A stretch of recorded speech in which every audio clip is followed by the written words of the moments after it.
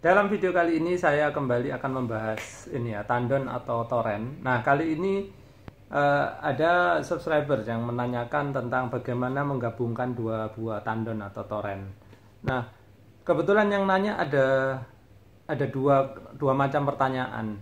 Satunya itu kalau torrent diletakkan sejajar, kemudian yang satu lagi kalau torrentnya diletakkan di ketinggian yang berbeda. Ketinggian yang berbeda, terus dia bilangnya itu ketinggiannya bedanya itu cuma 60 cm, jadi nggak sampai beda sampai satu lantai gitu, enggak ya. Nah, bagaimana rangkaiannya? Yuk kita langsung bahas saja ya. Nah, seperti terlihat di gambar ini, di sini adalah dua torrent atau tandon yang diletakkan di lantai yang sama. Kemudian tingginya tandon atau torrent ini juga sama. Nah, ini masalah volumenya boleh berbeda. Yang penting kita concern ya, kita perhatian ke tingginya dan lantainya saja. Lantainya sama, ketinggiannya sama.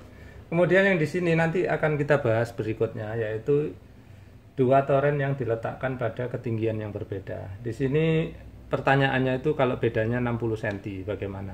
Oke, kita bahas yang pertama dulu ya. Ceritanya itu seperti ini. Saya juga pernah mengalami hal yang sama ya. Jadi kita ini tadinya punya satu torrent aja yang sebelah sini ya. Ini tadi belum ada. Nah, kemudian karena ternyata penduduk atau penghuni rumah itu bertambah, maka kita perlu menambahkan torrent baru ya, karena kurang yang ada itu. Nah,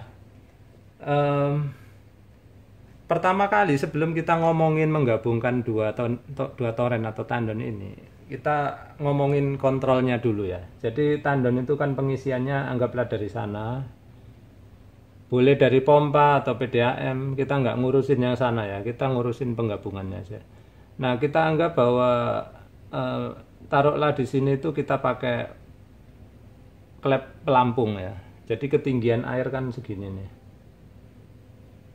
Nah, ini ketinggian air. Klep pelampung ini gunanya adalah kalau air turun, maka klepnya akan membuka ya, karena bolanya menggantung. Tapi begitu air udah naik, bolanya ini akan terdorong air sehingga menutup jalan masuk air. Nah, kemudian keluarannya ya biasanya di bawah sini ya, ini keluaran sana dipakai. Jadi air mengalir mengisi ke sini, kalau waktunya mengisi, kalau dipakai dia keluar ke sana. Nah, seperti itu aja. Kalau ini tadi kalau satu torrent atau tandon ya. Nah, sekarang kita karena penghuni rumah mungkin bertambah, akhirnya kita beli tandon baru atau torrent baru. Nah, menggabungkannya bagaimana? Apakah nanti perlu memasang pipa pengisian ke sini, kemudian pipa keluarannya apa kita keluarin, kita gabung ke sana?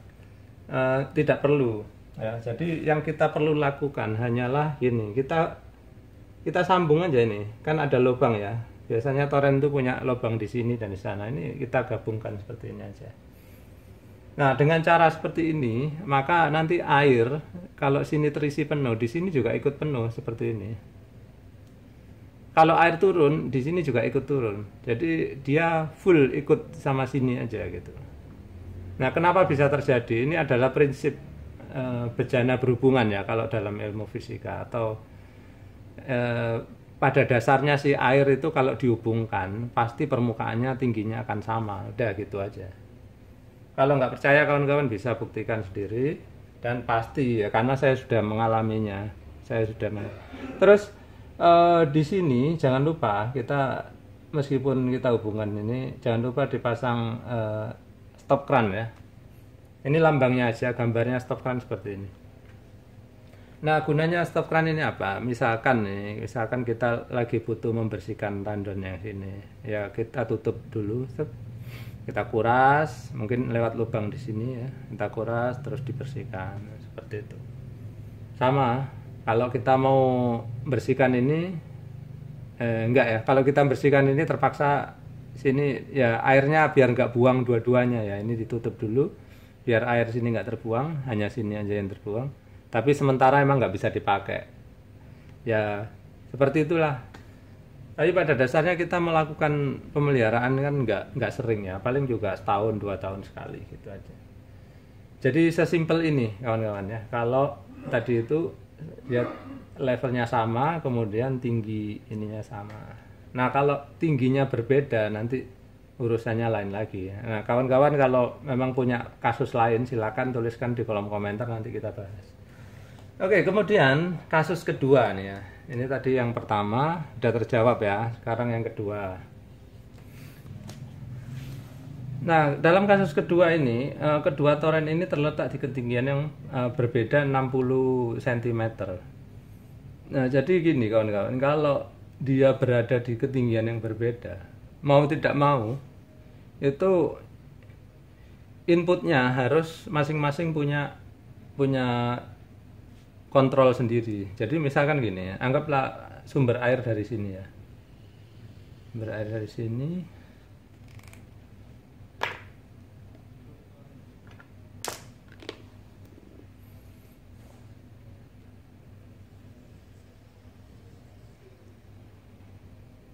Terus pengisian ke sini, kemudian kita cabang ya, pengisian juga ke sini.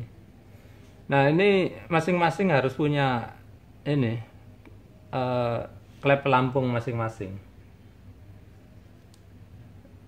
Kenapa harus punya masing-masing? Karena ketinggiannya beda. Nanti kalau kita isi segini, kalau kita hubungan seperti itu, yang ini meluber-luber ya nggak bisa. Karena air ketinggiannya akan sama terus. Oke, anggaplah air penuh ya masing-masing. Air segini tingginya.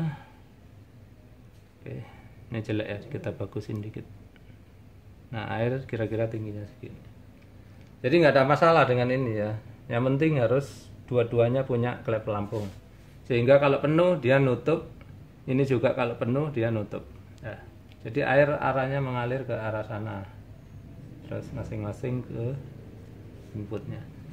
Baik, sekarang keluarannya bagaimana? Ya, keluarannya, nah ini tergantung. Kita kalau keluarannya pemakaiannya, misalkan ini ada di lantai 2 ya, ada di lantai 2. Ngomongin kalau di lantai 2 berarti biasanya kawan-kawan itu langsung aja keluarnya itu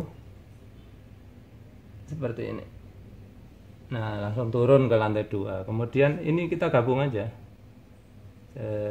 Itu. Jadi air dari sini juga turun ya ke sana, ini juga ke sana, jadi turun ke bawah seperti itu. Nah, problemnya apa kalau kita cuman gabungkan seperti ini? Lihat, keluaran air dari sini bisa-bisa selain ke sana dia juga akan mengisi ke sini ya. Lihat, karena apa? Air di sini lebih tinggi ya, sehingga dia akan berusaha menyamakan kedudukan, dia akan turun terus mengalir ke sini. Nah, biar nggak mengalir ke sini, kita akan pasangkan klep tabok. Sebetulnya ini namanya check valve. Jadi ini adalah fungsinya mencegah agar air tidak mengalir ke sana. Jadi semuanya turun gitu. Nah, dalam hal ini pasti ini akan habis duluan. Kita lihat ya. Sudah levelnya sampai sini. Nah, kemudian baru sama terus turun sama-sama. Begitu ini mentok sampai sini airnya udah habis ya. Nanti kan kira-kira nih kalau ini habis kan tingginya segini, setinggi pipa keluarannya. Masih ada sisa sedikit. Nah, nanti ini masih turun terus sampai habis segini misalkan. Nah, gitu. Kalau lagi dipakai ya, turun seperti itu. Jadi ini akan habis duluan, kemudian terakhir ini habis. Nah, kemudian kalau pengisian ya nggak ada masalah, masing-masing mengisi ya. Udah gitu aja. Nah, sekarang kalau misalkan ternyata di sini itu nggak langsung turun ya. Di sini ternyata keluarnya itu dihisap pakai pompa. Misalkan kawan-kawan pakai pompa booster gitu ya. Jadi pompa booster dua-duanya dihisap ke arah sini misalkan gitu kan. Ini pompa ya. Saya gambar jelek-jelekan aja ya pompanya. Ya, dia ya seperti biasa dihisap. Urutannya sama kayak tadi, dihisap terus nanti ke pemakaian misalkan di sana.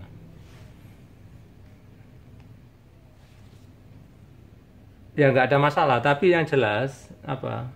Posisi pompa ini inputnya pompa harus ya minimal sejajar dengan keluaran yang di bawah ini. Jadi nggak boleh misalkan contoh nih ya.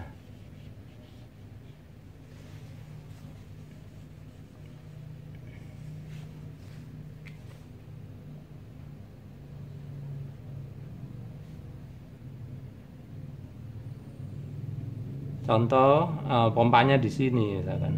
Nah, ini pompa. Nah, kenapa nggak boleh seperti ini? Karena apa? Begitu nanti air ini turun habis ya, kosong. Di sini kan masih isi nih. Begitu ini kosong, di sini isinya nanti udara ya kawan-kawan. Nanti isinya udara, sehingga pompa ini menghisap udara ketika yang sini udah habis. Ya, misalkan ini udah habis, lihat.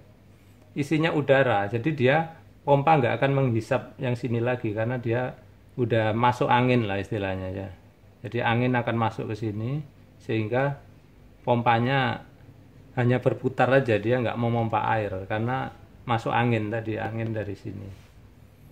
Seperti itu. Jadi sebetulnya nggak terlalu susah ya kawan-kawan. Ini kita main logika aja, dan dua-duanya ini sudah pernah saya rangkai dan udah saya alami, sehingga kendala-kendala yang tadi saya ungkapkan itu sudah terbukti sebetulnya.